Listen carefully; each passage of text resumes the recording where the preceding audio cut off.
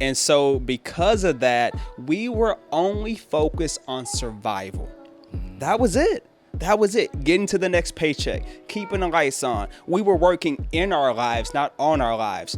And you can't get to the point of striving when you're only surviving.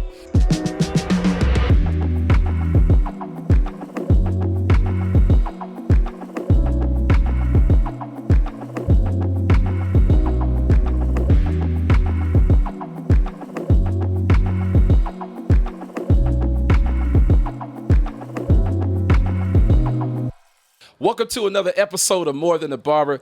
I am your host, AP. Today, we have an incredible episode in store for you.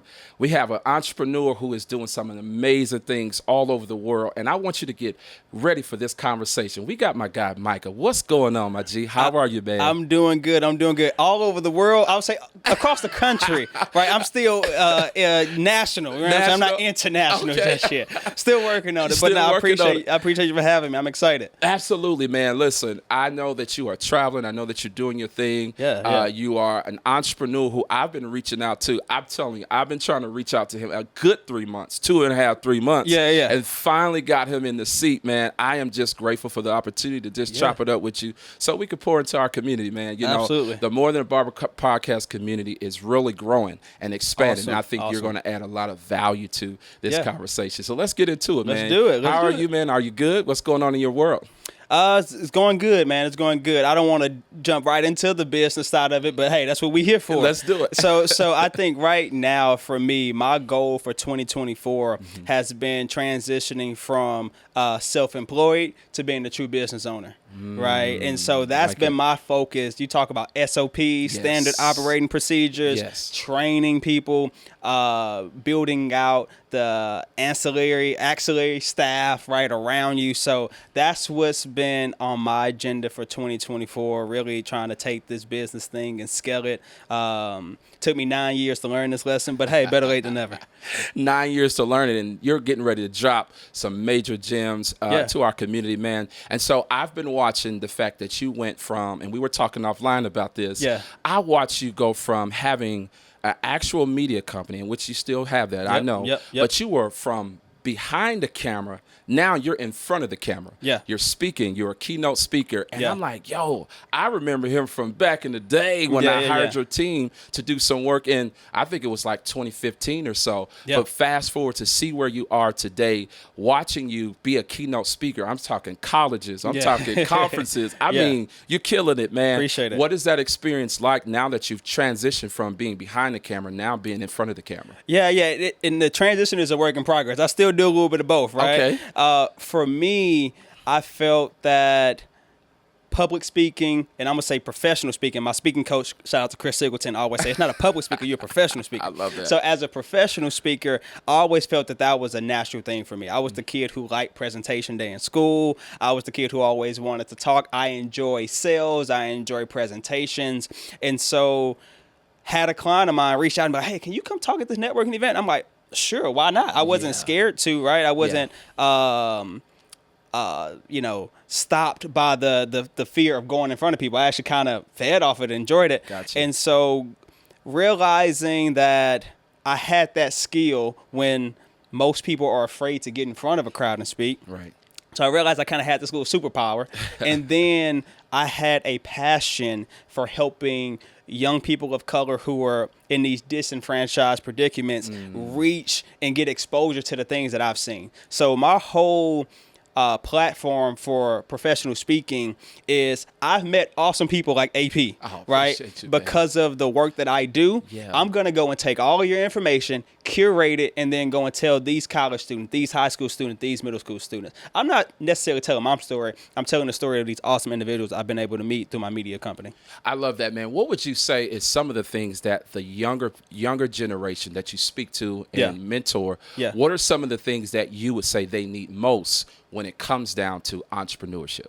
When it comes down to life, controversial take. We live in a capitalistic society, right? Yeah. You can say what you will and may about our country. I like our country. I like our state. Right. It's a capitalistic country. For sure. Financial literacy. Okay. That's what it comes down to, in my opinion. Because from my predicament growing up, right? Single parent, hardworking mother, loving mother, but we struggled financially, right? Yeah. Always had a roof over our head. We're blessed to say that, but the lights got cut off, cars got repossessed. Yeah. The food on the table wasn't necessarily the food that she wanted, right? And so because of that, we were only focused on survival. That was it. That was it. Getting to the next paycheck, keeping the lights on. We were working in our lives, not on our lives. And you can't get to the point of striving when you're only surviving. So I say whether you're going to college to get a degree, all of these things are to increase your earning potential so you can get to a stable survival. Then now we can focus on thriving. Got you. You can't focus on thriving until you get to that baseline level of surviving. Especially when you're trying to really just survive. You're trying to make it through. I've been there. I grew up too in a single parent home, and I like what you said. I'm thinking about, I'm like, yo, that's really what we did. We just was surviving. We didn't understand credit. We didn't understand 6-figure, 7-figure conversation. Investing, nothing. That didn't resonate with us because we were only, to your point, trying to survive. Yep. So when you say financial literacy, you are coaching, you are mentoring. Do you have a community that these students can, in fact, invest in? And I've heard you say this offline that you got mentees that are really now mentoring you now, and they're killing it. Yeah. So can you kind of walk us through some of those things as it relates to the things that you're offering the next generation? Absolutely, yeah. So I take the approach of a gentleman named Alex Hormozy. Have you heard of Alex Hormozy? I have not. So look up Alex Hormozy, acquisition.com, way smarter, way richer than I am, right? So he's on it. Wow. But he has this impression of, I'm giving all of my knowledge for free, right? I'm giving all of my knowledge for free because he has acquisition.com. He's like, hey, if I give you all of these game plans, all of these blueprints, once you have a business that you've built to 3 million, 10 million, come talk to me. I invest in it. Right. Wow. And so I have took that approach with my mentees. I'm going to give you all the free game. You want a 30-minute Zoom? Hit me up. I got you. I'm going to give you all the free game because you cannot help one man without helping yourself. Right. It's a quote by Waldo Emerson. Right. Yeah.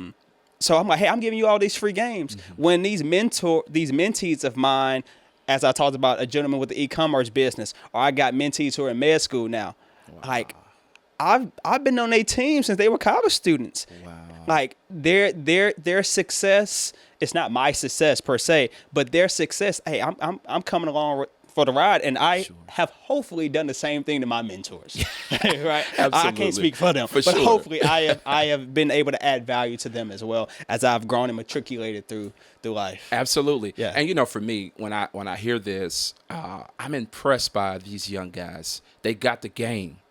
They got the game. They got the zeal to a degree. Yeah. Now, on the flip side, there's some that just want handouts. There's some that just want it to be easy. Yeah. But from hearing the community that you've built, it seems as if what you are dropping is working. So what will you say that you would say, okay, this is the information that I'm dropping and it's working? What are some of the things that you are giving this next generation from a financial literacy standpoint and just pouring into them? And now there are some of your mentors. Yeah, absolutely. So right now I don't necessarily have a community. I got the YouTube page, The Secrets of Silent Success. I got the Instagram, the podcast, Secrets of Silent Success. And for me, I simply try to give you a roadmap. If I'm 30 and you 25, I have just 5 years worth of more driving than you.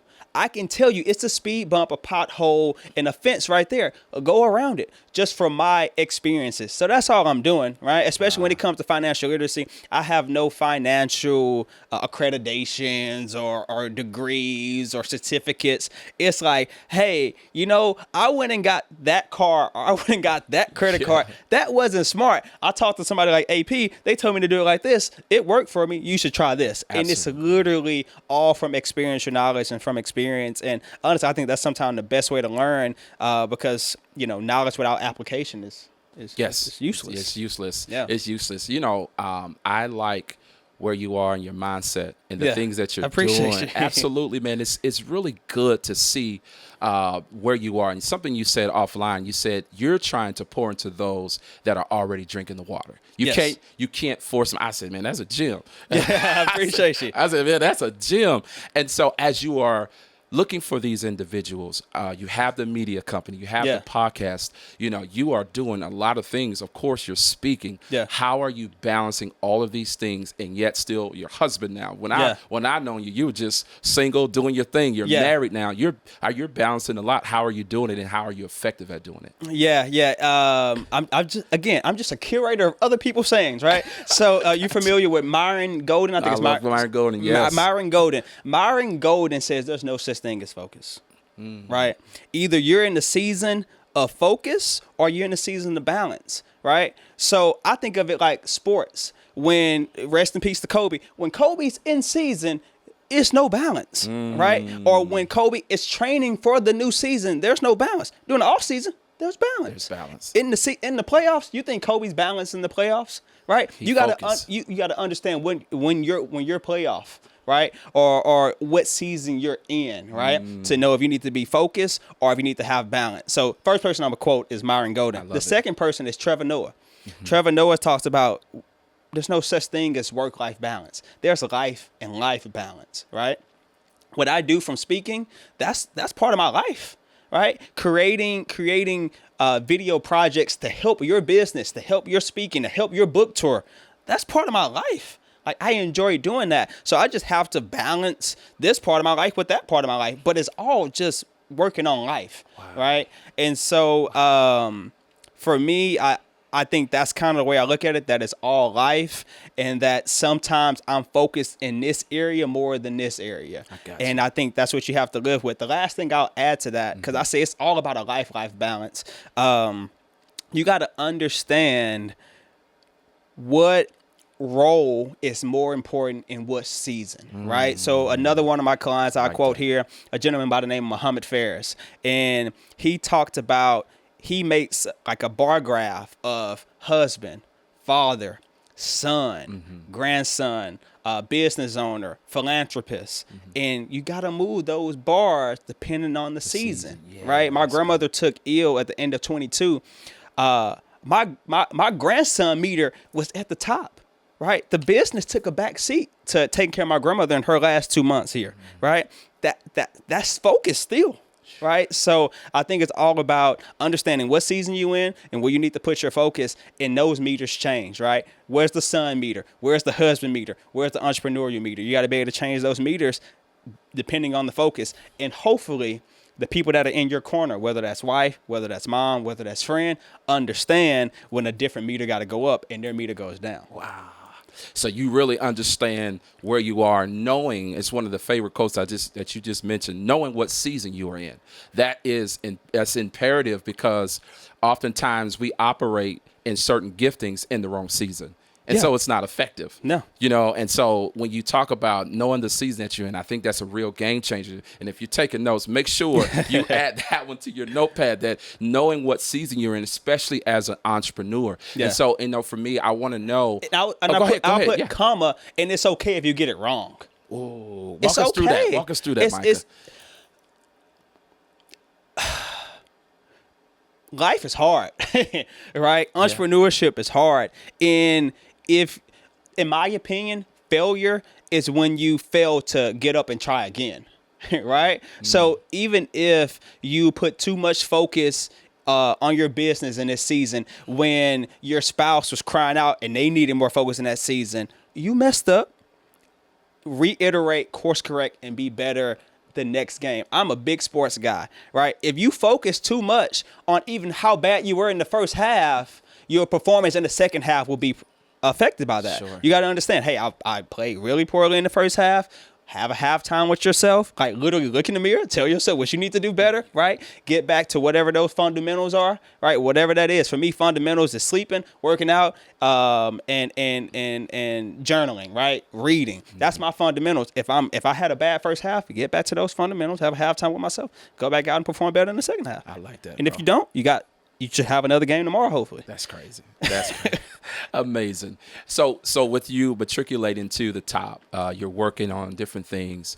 Give us some of the books that have changed the game for you. What books do you say, I recommend these particular books? Man, see, that's one of the questions I wish I would have known beforehand. I would, because I got different books for different seasons Yep. in different parts of your Yep. life. So one of the books that I'll say that I always talk about is by Scott Trench.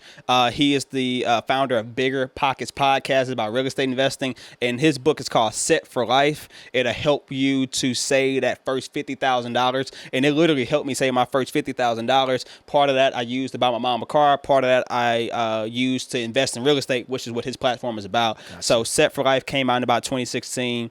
Was a big time game changer for me. Another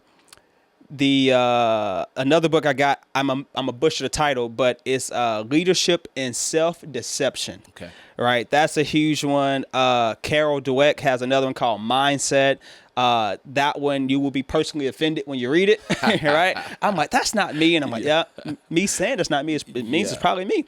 That was a good one. And then you got the classics, man. Think and Grow Rich, The Richest Man in Babylon. You got to check all those out for sure. For sure. I wanted to throw that out there to our community. We're getting ready to literally start a book club. Okay. And so sign me up, brother. Yeah, I got you, man. We're starting a book club for More Than a Barber, the community, because the intellectual property, which we spoke about, oftentimes that's not invested in because you don't have the knowledge and or the resources. And so exposure leads to expansion. And whenever you get that, that's a bar. Yeah. Yeah. Shout out to Brandon Marshall. I stole that from him. Yeah. Exposure leads to expansion. Yeah. And so as you get exposed to different ones within your community, yo, that's a bar, or yo, that's a book I need to, read. Just like you talked about your first 50,000. Yeah. And so we're literally here to empower and to impact those that are watching within our community. Yeah. And then lastly, man, I want you to share with us how all of the companies that you've got under your belt, the things that you're doing, and then they will be able to see, yo, he's really killing it, like he say. Because I don't want to cap. Yeah. I don't want to cap. Yeah. So me and one of my business partners from college, we have a couple real estate properties. We've acquired 4 properties in the last, it'd be 5 years now. Hopefully we get another one. It was 1 property a year is the goal, right? So 4 properties over the last 5 years. I also have the Secrets of Silent Success podcast. I've interviewed everybody from Judge Von Bailey to a couple NFL players, Zach Dowles, Brandon Copeland, talking to minority entrepreneurs, really just getting their stories of how they have went from, being just a college student to having a multi-million-dollar logistics company. I called it Secrets of Silent Success because we do have a couple people on the platform. They got a couple 100,000 views, but we also have an owner of a logistics company that got 300 views, but he owned 54 18-wheelers and making more money than all of us, right? And so that's the Secrets of Silent Success platform, and I'm also doing the public speaking, posting a lot of clips on there as well. And then the bread and butter still is OM Media, AUME Media. Been in business now for 9 years, done videos for Chick-fil-A, Porsche, Tiff Streets, Toyota, Midas, UNT, SMU, the list goes on. And so that's still the bread and butter.